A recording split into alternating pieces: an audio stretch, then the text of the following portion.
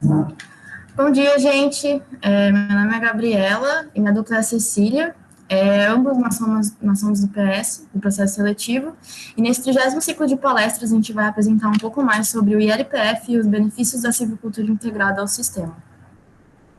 Bom, um pouco sobre os tópicos que a gente vai abordar. A gente vai introduzir o ILPF, depois a gente vai focar na melhoria da silvicultura, falar um pouco mais sobre os arranjos, sobre as características desejáveis para a implantação do ILPF, o manejo na prática, as possíveis espécies que a gente poderia implementar em um sistema, as características que vão além da madeira, do porquê usar eucalipto, e a gente vai concluir com as perspectivas do sistema integrado.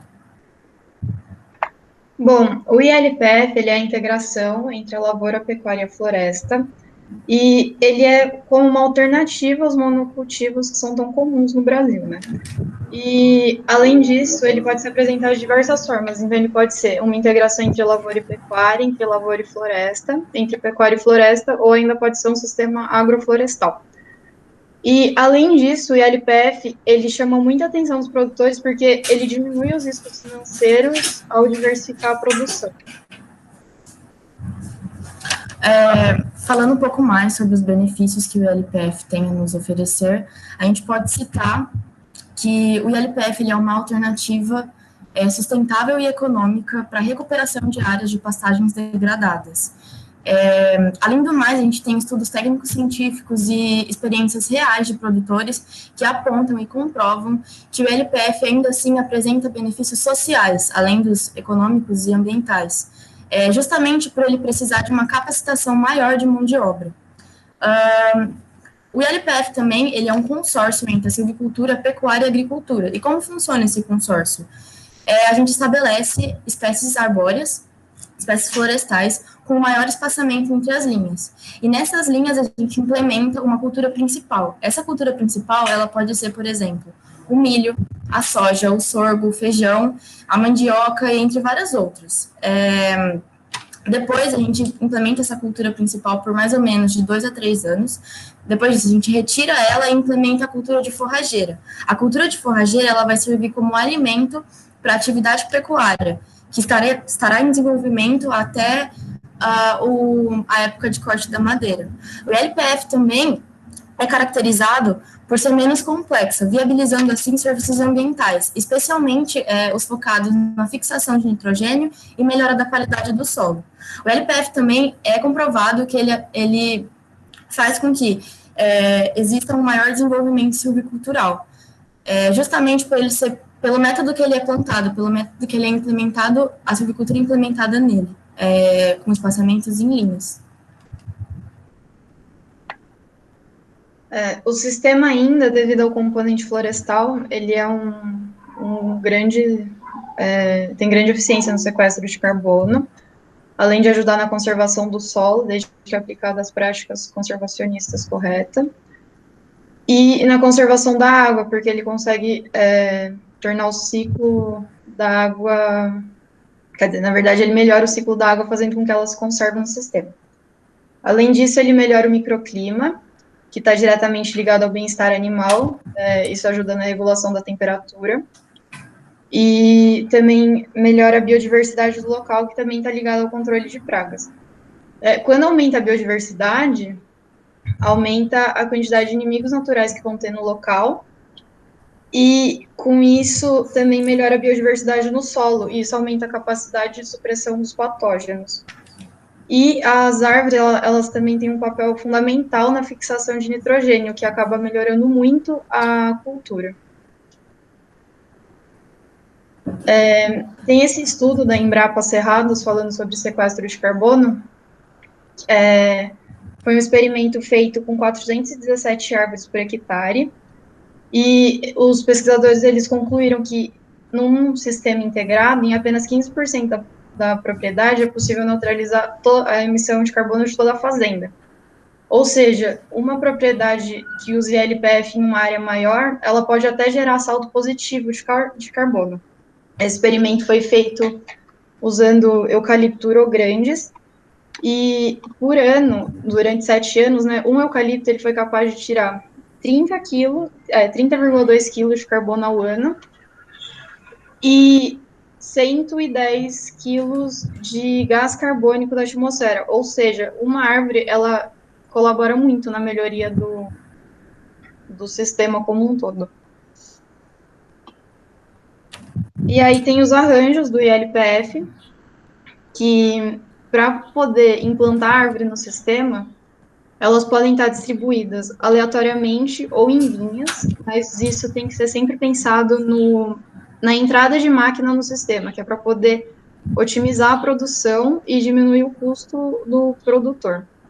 Além disso, quanto maior o espaçamento, maior vai ser o fuste da árvore, fazendo com que essas árvores elas tenham maior valor agregado e sejam boas tipo, para serraria.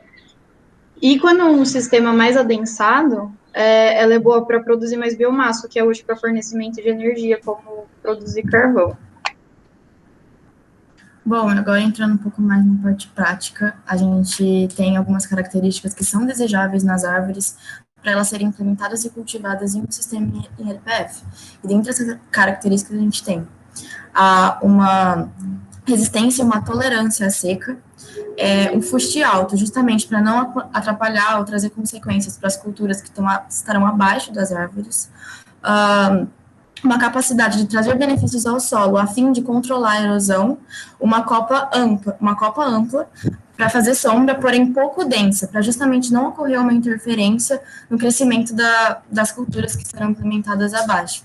A gente também precisaria de um rápido crescimento, uma árvore com rápido crescimento, e a ausência de efeitos tóxicos para todos no ambiente que o LPF está inserido, independentemente se o ambiente vai estar em contato direto ou não com a árvore. E para finalizar, a gente precisaria ter uma alta capacidade de fixação de nitrogênio e de outros nutrientes no solo. Bom, sabendo disso tudo já, também é necessário que tenha um bom manejo silvicultural e que a árvore seja implantada da maneira correta. Então, para isso acontecer, a primeira coisa a se fazer é ter um preparo correto do solo. Ele vai variar de acordo com as características físicas do local e de acordo com a topografia. E depois tem os tipos de cultivo que podem ter no sistema LPF. O primeiro cultivo, ele é com o cultivo intensivo. Então, ele tem muita aração, muita gradagem, revolve muito o solo, que não é tão bom. E depois tem o cultivo mínimo. Esse cultivo mínimo, ele funciona, o solo é preparado em linha ou cova, mais ou menos 50 centímetros, não tem tanto revolvimento, normalmente se deixa os resíduos da cultura anterior, então é meio que um sistema de plantio direto, e além disso, isso otimiza o processo e diminui os custos do produtor. O controle de formigas também é necessário, normalmente usa-se as iscas em sachê, a formiga, ela corta o sachê e leva a isca para o ninho. Isso reduz os custos do produtor, porque evita que, caso chova, que é normalmente a época em que é feito o plantio, as iscas sejam jogadas fora, né? A distribuição arbórea também, que é entre linhas, né, que pode ser linhas duplas, triplas, a preferência do produtor. Também é necessário que seja feita a desrama com certa frequência. Ainda não sabe, tipo, não tem um estudo que fala, tem que fazer a desrama a cada 6 meses. A desrama ela é feita de acordo com a necessidade de entrada de luz no sistema. E ainda não é um processo otimizado, então isso acaba gerando um pouco de custo. Mas a desrama, ela pode ser, as madeiras que são tiradas, elas podem ser comercializadas como lenha de origem legal. Além disso, também é preciso que seja feito desbaste. Nele vão ser tiradas as árvores com algum defeito, ou árvores que serão usadas na propriedade. Isso também é uma forma do produtor antecipar sua renda. E aumentar a luz no sistema para melhorar a lavoura. Além disso, o plantio ele tem que ser feito no sentido leste-oeste, quando possível em níveis, para diminuir o risco de erosão. Controle químico é outro ponto importante, porque as mudas, quando são pequenas, normalmente elas são muito sensíveis, e isso acaba afetando direto o sucesso da implantação, né? E, além disso, a procedência genética e a qualidade, que é para garantir uma melhor implantação. Então, a gente analisou algumas espécies, né, que poderiam ser implementadas no sistema ILPF, e a gente está trazendo aqui tanto espécies nativas quanto exóticas, sempre também pensando no mercado, no sentido econômico dessas espécies, e a gente vai apresentar 3 espécies de cada tipo para vocês. Primeiramente, a primeira espécie nativa é o cedro rosa. O cedro rosa, ele pode atingir valores maiores que 0,5 metro de diâmetro, e pode chegar até 3 metros de altura no seu primeiro ano de implantação. Existem poucas restrições para o plantio do cedro rosa, só que uma delas é justamente a broca do ponteiro. A broca do ponteiro ela é uma praga de difícil controle e que atinge diretamente na qualidade da madeira. Em segundo, a gente tem o paricá. O paricá é uma árvore que pode atingir alturas entre 15 e 40 metros, com um valor de 0,5 a 1 metro de DAP. Ela não tolera baixas temperaturas, ela prefere regiões com chuvas regulares, porém ela consegue superar até 5 meses de seca. O paricá também apresenta uma madeira mole, com uma baixa durabilidade natural, só que apresenta um processamento muito fácil. Como última nativa, a gente tem a canafístula. A canafístula consegue atingir até 20 metros de altura e 90 centímetros de DAP em média. Ela é uma árvore que sofre danos severos em geadas, então é melhor evitar o plantio em, por exemplo, regiões próximas a cursos d'água. Uma boa vantagem econômica da canafístula é que ela apresenta uma boa rebrota no pós-corte, tendo o índice de sobrevivência de até 100%. Em exóticas, a gente tem, por exemplo, o cedro australiano, que é uma árvore de grande porte que pode alcançar até 1 metro de diâmetro à altura do peito e 40 metros de altura. O cedro australiano ainda possui uma boa tolerância ao sol pleno, podendo atingir suas maiores alturas quando a incidência de radiação solar é muito maior. Em segundo, a gente tem a teca, que ela possui um grande destaque, principalmente pela sua produtividade e qualidade da sua madeira. Ela é bem adaptável aos mais diversos ambientes, suportando chuvas anuais de 1.100 até 2.500 milímetros no ano. Ela suporta temperaturas extremas, que podem variar, por exemplo, de 2 graus até 45 graus Celsius. Porém, por mais que ela suporte uma temperatura extrema como 2 graus, ela não suporta geada. E por último, a gente tem o eucalipto. Essa é uma árvore que apresenta todas as características silviculturais já citadas que são desejadas para a implantação de um sistema.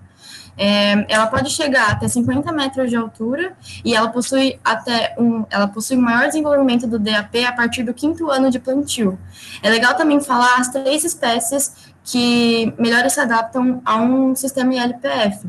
Dentre elas, a gente tem o Coringa citriodora, a gente tem também o Urofila e o híbrido entre o Urofila e o Grandes, que é o Urograndes.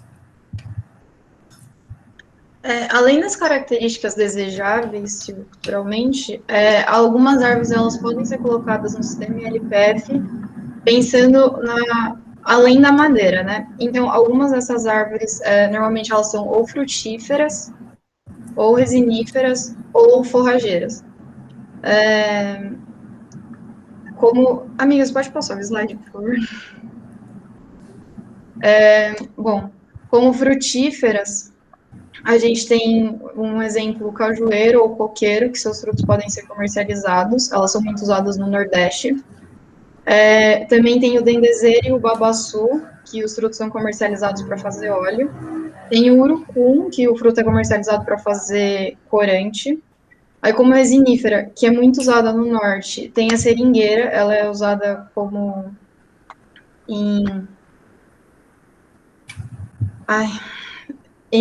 esqueci a palavra, consorciada com outras, e tem as forrageiras, que elas são muito usadas no Nordeste, elas têm grande capacidade de fixar nitrogênio no solo, e então elas são boas para solos arenosos. Como forrageira, a gente tem o perdão de velho, gliricídia, o mulungu e a mutamba preta. E espécies forrageiras são as que servem de alimentação para o gado. Então, elas são úteis, elas são importantes até para melhorar a pecuária desse sistema.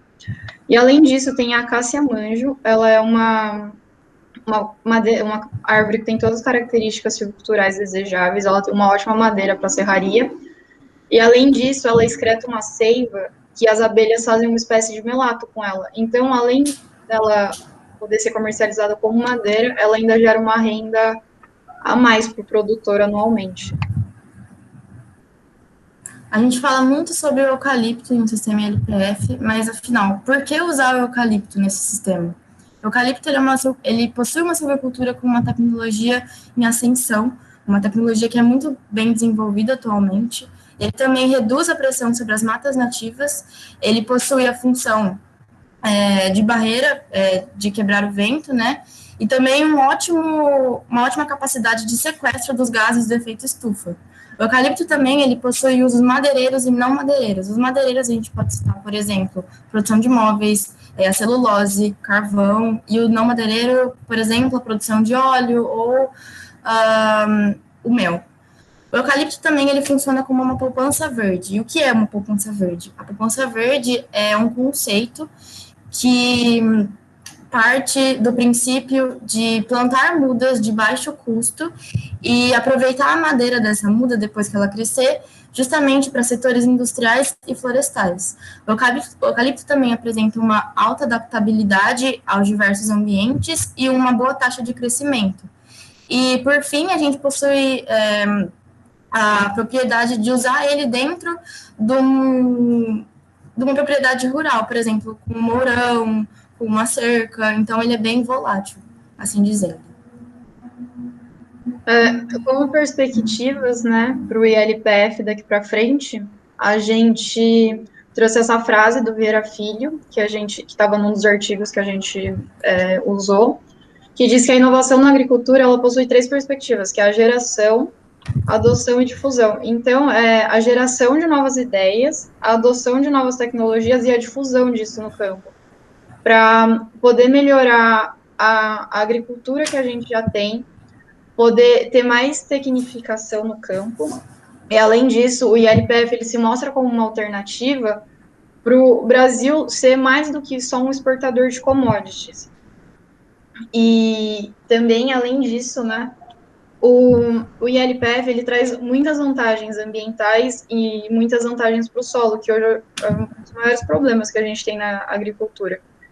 Então, por ter mais de um componente agrícola, por ter a árvore, por ter a lavoura, isso rustifica o solo, melhora a presença de micro-organismos e acaba até diminuindo a utilização de defensivos agrícolas. E, além disso, é sempre bom a gente lembrar que a gente não precisa mais desmatar, a gente não precisa mais procurar novas áreas para a gente continuar produzindo. O que a gente precisa fazer é melhorar as áreas que a gente já tem e aumentar a produtividade delas. A gente também gostaria de trazer um pouco sobre algumas espécies que o Monte Olimpo já trabalhou, ou trabalha, né, atualmente, e que podem ser implementadas em um sistema ILPF. E dentre elas a gente tem a teca e o eucalipto, de exóticas, e de nativas a gente tem, por exemplo, a canafícea e o paricá. A gente também queria lembrar, para os que não sabem, o Monte Olimpo está fazendo uma parceria agora com um grupo de extensão, o PASSES, para justamente implementar um ILF, que é, no caso, uma integração lavoura e floresta com café. Bom, aqui a gente tem um pouco das bibliografias que a gente utilizou. E é isso, aqui está nosso contato para alguma dúvida ou algum tipo de outra coisa. A gente agradece a participação de todos e a gente pode abrir para as dúvidas agora. Bom, parabéns, meninas. Foi muito boa a apresentação. Bom, vamos lá, dúvidas. Rafaela, pode falar. Meninas, primeiramente, parabéns. Vocês falaram muito bem, sério. Os slides estão lindos. Tô morrendo de orgulho.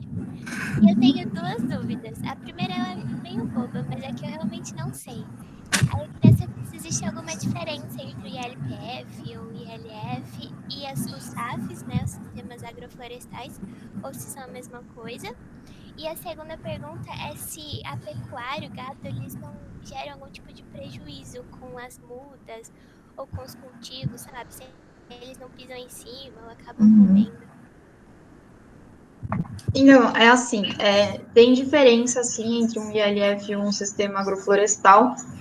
O ILF, como você pode ver na terceira foto, as árvores estão, assim, em linha. Eu não sei muito sobre o sistema agroflorestal, mas pelo que eu entendo, né? E a cultura, normalmente a lavoura, é um tipo de lavoura. No sistema agroflorestal, você vai estar produzindo vários tipos de cultura no mesmo lugar. Então, você pode ter um consórcio entre mandioca e entre milho, ou entre soja, sabe? São vários tipos de cultura na lavoura, e o componente arbóreo, que também vai ser um consórcio entre árvores. E no ILPF, normalmente, é um tipo de árvore, um tipo de cultura, é meio que um monocultivo melhorado. E sim, Isso, desculpa, pode pode falar. falar. Tá, e o gado, ele pode sim atrapalhar a implantação da árvore, tanto é que quando você faz a implantação, até uns 2, 3 anos você só deixa a lavoura entre as linhas. Quando essas árvores tiverem um tamanho adequado, aí sim você entra com a cultura forrageira e põe o gado. E também tem outra coisa, tem um estudo da Embrapa, que é um vídeo, na verdade, que a gente viu no YouTube, que ele mostra que é normal, depois de 4 anos só de lavoura, vai cair a produtividade. Então, você entrando com a forrageira, você vai estar melhorando isso da lavoura perder a produtividade. Da qualidade do solo também, né? Entendi, perfeito. Obrigada, meninas. Imagina. Bom, agora a Martina.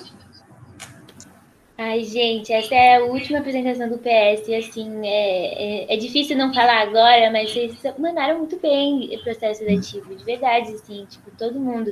E parabéns, meninas, mandaram muito bem também. Eu acho que respondendo um pouco do que a Rafaela falou, na verdade, se usa o ILF realmente para uma coisa mais quadradinha, sabe? Uns estudos que acontecem na Embrapa, testando os diferentes componentes, sabe? Mas ao mesmo tempo, não, eu acho que não existe uma diferença literal, assim, só uma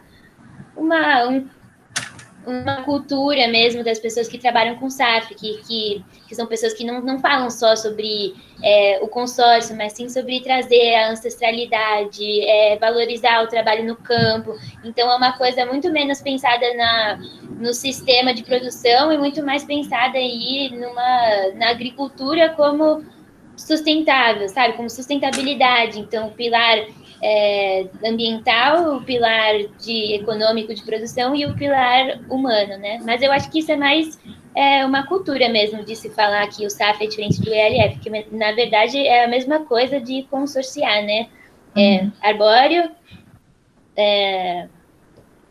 culturas lavoura e é isso. E, gente, muito legal, adorei que vocês trouxeram as espécies. Realmente a gente vai usar algumas delas no Passes, né? Vocês gostariam de falar um pouco disso? Qual delas vocês estão pensando em colocar no consórcio com Passes? Então, E por quê? na discussão que a gente teve com... Só um minuto, deixa eu colocar no slide. Na discussão que a gente teve com os membros que estão organizando, né, essa questão do Passes, a gente definiu algumas espécies, entre elas a gente tem a teca como espécie principal, são duas espécies que a gente vai implementar, uma espécie principal e uma espécie secundária. A teca, ela é uma ótima opção, o Passes ele não quer o eucalipto nessa implementação de LF, e de nativas a gente estava pensando em a canafístula, paricá e, se eu não me engano, a seringueira, né? A gente viu as características e a área que a gente vai implementar e as características, no caso, que elas apresentam para o sistema, e eu acredito que a gente concordou que eram adequadas para a implantação do sistema ILF, né, com o Passes. Justamente eu coloquei essas duas aqui, a canafístula e o paricá, por conta disso também, só não coloquei a seringueira. Que ótimo, perfeito. Obrigada, gente. É isso, imagina. Bom, eu vou ler a pergunta que tem no chat do Luiz primeiro. Perguntou, as toxinas da folha do eucalipto têm algum impacto no desenvolvimento da lavoura? Não, não tem. Justamente pelo eucalipto ser a espécie mais adequada para a implantação de um sistema. Deixa eu voltar aqui. Para a implantação de um sistema ILPF. O eucalipto, ele não tem essa toxicidade nem nada. Ele é muito bom para esse sistema. Ele não atrapalha em nada. Muito pelo contrário. Gente, eu posso fazer um adendo? Pode. O pessoal que está chegando, a gente acredita muito na mídia, então, o eucalipto sexolo, ele realmente, todo mundo acha que às vezes as suas folhas têm, pode causar alguma coisa que outra planta não cresça. Então, o que a gente tem que pensar é assim, o eucalipto, na verdade, é só uma árvore. Então, vamos tirar esse pensamento de que ele é sexolo, etc. A gente vai mais para frente, ou ensinar vocês para quem resolver entrar no nosso futuro PS, ou vocês vão aprender por estar no curso. Mas, com relação a isso, vamos pensar assim, uma árvore tem uma copa. Então, essa copa acaba sombreando, sombreia o chão. E aonde está com muita sombra, pode tender a não crescer nenhum mato daninho, etc. Então, não necessariamente vai ser a ação da folha, até porque, quando a gente sabe, a folha se decompõe e serve de nutriente. Então, se um dia alguém falar, o máximo que vocês podem levantar, que tem um pouco de pesquisa, é que a folha do pinus talvez possa causar alguma coisa assim, mas a do eucalipto não. Então, em fotos que a gente vê plantação de eucalipto, que você olha e parece realmente um deserto verde, na verdade só é que está sombreado e a folha está no chão, e quando a copa está totalmente fechada e a gente não tem outras espécies ao redor para ir estar colocando semente e tudo mais, enfim, as espécies acabam não crescendo, etc. Então, não se preocupem, o eucalipto não é tão ruim assim, só para pontuar aqui. E, além disso, como é uma plantação de eucalipto, você não pensa em ter mais outras espécies. Então, igual a plantação de cana, você não vai ter um milho lá no meio. Então, é a mesma ideia, é uma plantação de eucalipto. Bom, agora a Maria Clara pode fazer a sua pergunta. Então, eu queria dizer que eu gostei muito da apresentação de vocês. Eu achei que os slides estão lindos, que vocês explicaram super bem, e eu gostei muito que vocês trouxeram diversas vantagens, assim, do ILPF, que eu não conhecia também. E eu queria parabenizar pela apresentação. Foi muito boa, gente. Obrigada. Obrigada. Antônio, se quiser comentar ao vivo aqui com a gente, ó, pode falar. Tá, Joia, eu vou contribuir com você um pouquinho da experiência que eu, no começo da graduação, ajudei um pessoal do Itapetininga, uma área que eles fizeram a condução do experimento com ILPL, uma área de 100 hectares. O pessoal da JFI, acho que alguns aqui devem ter a oportunidade de ter ido lá. E o grande desafio do experimento era saber qual que é o espaçamento, né, que poderia estar otimizando o uso de pastagem, o manejo do gado, a produção de produtos madeireiros, e um dos desafios era o espaçamento, que foi o principal indicador. Então, pensar no longo prazo, né? Inicialmente, a produtividade das lavouras vai ser, né, vai ter uma maior produtividade, e à medida que o sistema florestal vai desenvolvendo, essa produtividade dos sistemas agrícolas diminui. E aí lá, entre o segundo e o terceiro ano, aí entra com gado. E foi interessante participar desse projeto, porque, no fim das contas, o principal desafio foi a logística, né? Então, é provado que o sistema integração lavoura-pecuária tem uma contribuição aí enorme, né? Do ponto de vista econômico, do ponto de vista de qualidade do solo. Pensar em qualidade do solo não é só descompactar o solo, é pensar na qualidade do solo do ponto de vista microbiológico, as funções dos micro-organismos, processo de mineralização, enfim. Então, a gente... É muito bom esse sistema, né, integração lavoura-pecuária, do que só floresta, ou do que só gado, ou só, enfim, uma cultura agrícola. Mas, né, a discussão principal foi a logística, né? Como que a gente vai colocar esse produto no mercado. Então, acho que já muita coisa já melhorou da época, né, que eu participei até agora. Então, eu acho que pensando no longo prazo, é a demanda para os produtores rurais, principalmente pequenos e médios produtores, porque certamente muitos têm áreas que não são aproveitadas, e aí, como vocês, né, destacaram na apresentação, 15% de uma área com integração lavoura-pecuária já consegue otimizar os usos da terra e garantir aí, do ponto de vista de biodiversidade e um retorno econômico, né? Então, parabéns pela apresentação e eu queria destacar isso com vocês. Muito obrigada Obrigada. pelo engrandecimento também. Obrigada, Antônio. Bom, dando continuidade, Bruno, pode falar sua pergunta. Bom, pessoal, queria parabenizar vocês. A apresentação está muito completinha. Vocês foram bem claras na exposição do conteúdo. E eu queria perguntar, na verdade, se vocês chegaram a dar uma olhada na questão de adoção desse tipo de sistema por parte do produtor. Qual que é o gargalo que impede que mais pessoas acabem adotando o sistema ILPF, por exemplo? Então, quando a gente estava iniciando nossa pesquisa, a gente pesquisou bastante sobre isso, né, porque tem tantos benefícios, tem tantas vantagens, por que não é tão implementado desse jeito? Por que não é tão difundida essa ideia? E é justamente porque o pessoal não conhece, porque o pessoal não sabe o que é, pensa que é uma coisa ruim, pensa que você vai ter menos produtividade, você vai receber menos dinheiro, e é justamente o contrário. É justamente, eles não implantam por não terem ideia do quão benéfico isso é. Porque isso é benéfico tanto para o meio ambiente, tanto para a economia deles. Porque, querendo ou não, você vai ter mais de uma fonte de renda. E é justamente isso. A Embrapa, ela tem trabalhado bastante nisso, né, de difundir entre os produtores. Quando a gente estava fazendo a pesquisa, a Embrapa, ela tem um canal no YouTube e tem, tipo, eu acho que mais de 100 vídeos, assim, só sobre LPF, sabe? Tem vídeo deles no dia a dia no campo, deles dando aula para os produtores. Então, eu acho, por enquanto, não é uma coisa, assim, que tá tendo tanta adesão.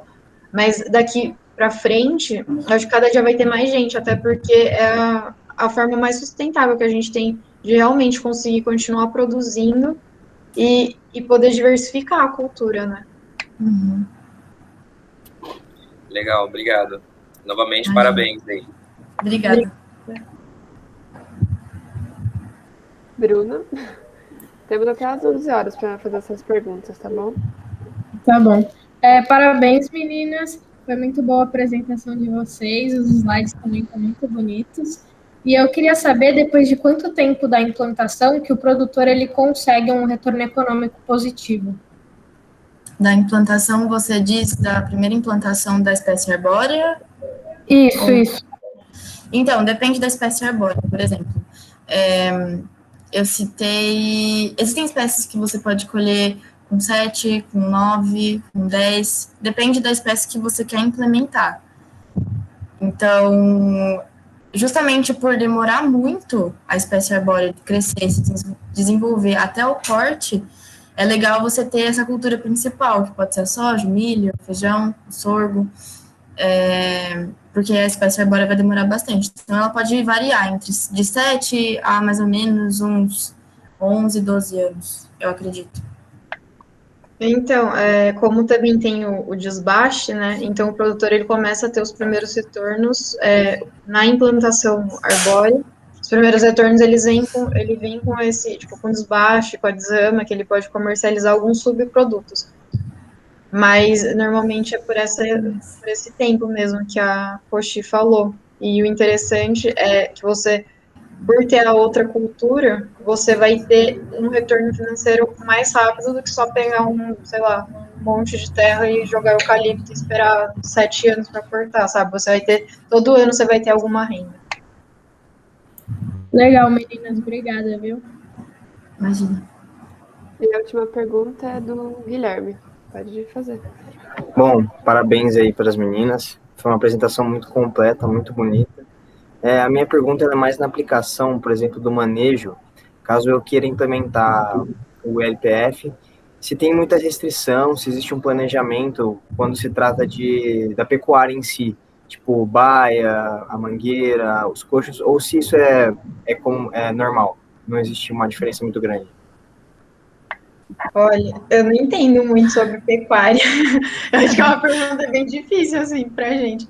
Mas eu creio que deve ser igual. O único cuidado que tem que ter mesmo é no começo, assim, da implantação, para os bois não pisarem nas mudas. E aí você vai acabar perdendo todo o custo da implantação, né? Que aí você já vai ter gastado com máquina, vai ter gastado com formicida, com defensivo, e aí, se os bois for lá e amacetar tudo, já era.